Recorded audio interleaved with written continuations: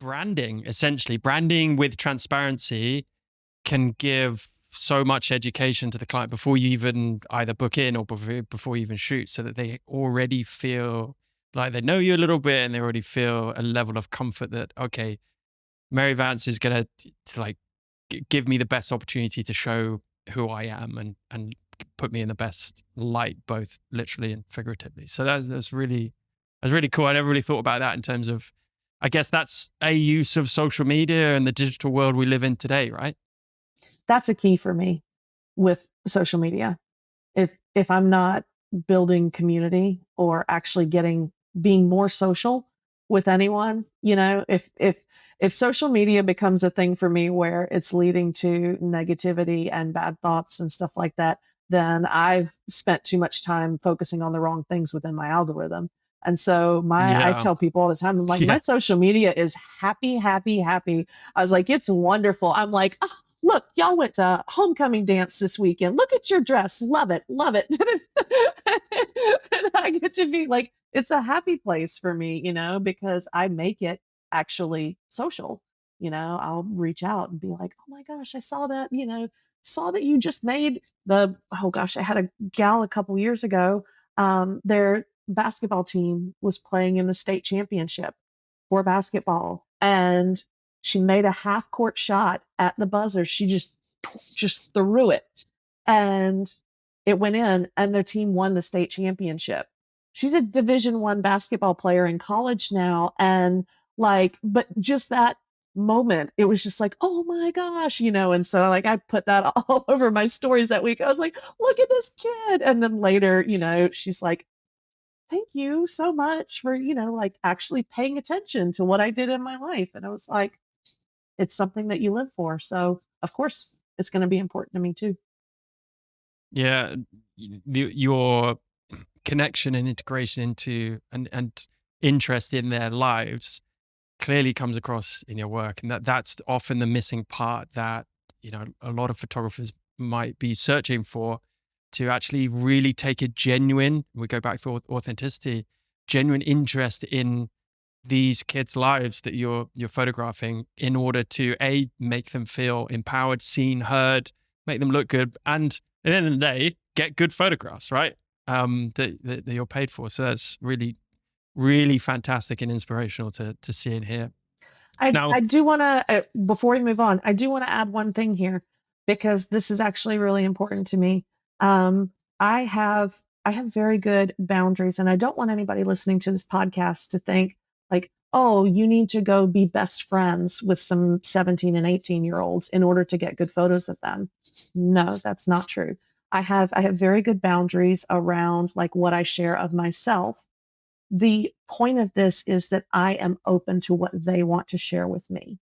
Right. And so like, it's not like I said, like we don't have to be best friends with teenagers, right? That to me, honestly, would seem a little bit unprofessional, but they know that I am safe and that they can bring their whole self, to the photo shoot and stuff like that. But I'm not going to be, as a 40-year-old woman, I'm not going to be like talking to them, about like my own personal stuff, right? They're for good professional boundaries. So I don't want anybody to be afraid and be like, I don't want to go be friends with 17-year-olds. And I'm like, no, that's not what you have to do. I mean, like, if you're called to be, like mentor and be more involved in stuff like that, but even a mentorship, kind of relationship that is based in, good, strong boundaries, right? Around what you can and what you can't pour into that. And it's totally okay for photographers if they're just getting into senior photography or any type of, working with clients.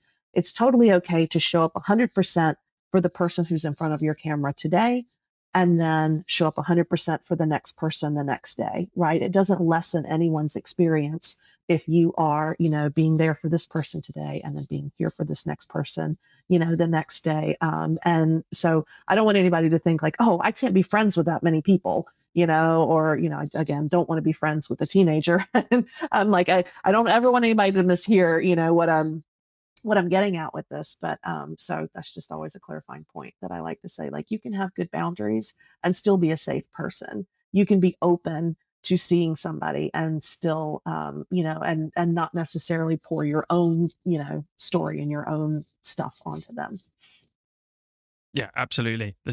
Glad you made that clear. That there's a point of diminishing returns with this anyway. I mean, imagine shooting your best friend all the time. It just doesn't. You're not gonna get the photos. You have to have that professional boundary, of course. So yeah, thanks for clarifying. Um, you talked about kind of the happy vibes that you surround yourself with, and just thinking about the amount of shoots that you've done with seniors and over so many years, there must have been some difficult situations, some maybe some upsetting or real challenges with the seniors that you've photographed. Can you think of any example that might come to the forefront of your mind, and if so, what did you learn from that? Yeah, actually, as soon as you said that, I was like, "Oh, I know exactly the challenging situation." Actually, no, there's 2. I'll choose to talk about one first. Um, I had a senior, gentleman who his mother had said he's not really excited about having his photo taken. And I was like, "Okay, that's fine." And this was actually kind of early. I wasn't that far in. I don't think, probably like year 2 or maybe year 3. And so, like, did the photos. And at one point, I think I got like a little bit too close. I was probably shooting on primes. And so, like I was leaning in a little bit more. Um, and he growled at me. And I was kind of like, oh, and like I immediately like stepped back and, and pulled back out of this, scenario or whatnot. And, and I was like, okay. And I was like, you know what? Let's move. I was like, let's change this. Right. And so just rolling with, okay, there's something that's making you not comfortable here that you would be like, and like, okay, all right. So went along the rest of the photo shoot. When his mom got the photos, she sent me a thank you. Thank you so much. I never thought that I would have, this type of photos of this kid. And I was like, all right. And then a few years later, brought me the younger sibling. And and this kid was very into it. And I went into it thinking like, oh gosh, this is the only teenager that's ever growled at me, before. Like, what am I going to get again? And so I was kind of like, all right, like stealing myself for this to be horrendous.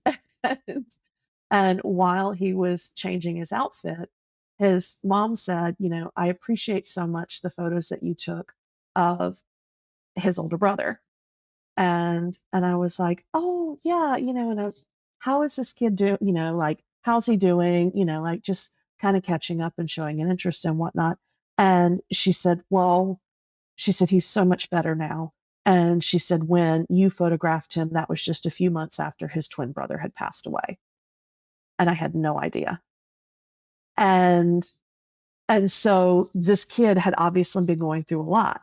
Now, what did that teach me, right, in that scenario is that this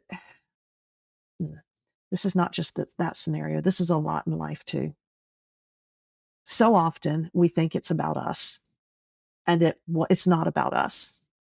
It was not that I had probably broken whatever he wanted his personal bubble of comfort to be. I'm usually pretty good about noticing, like if people like if you step towards them and they step back, I usually, am pretty good about noticing what your personal space bubble needs to be.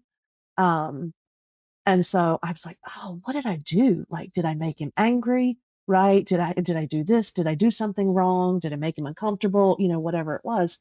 And what that scenario taught me is it's not always about us. And if we can get out of our own way of thinking about it's always about us, as opposed to something else is going on in this kid's life, right now. And we don't know everything, as open and as welcoming as we can be. We're never going to know everything. about this kid, and what's going on. And so what it taught me is don't take it personally, right? And then always consider the fact before you jump to, being kind of offended, that somebody was rude, right? Or what have you. Don't jump to that. The place to go with that is going, oh, okay. If they're reacting this way, there's probably something that's going on with them.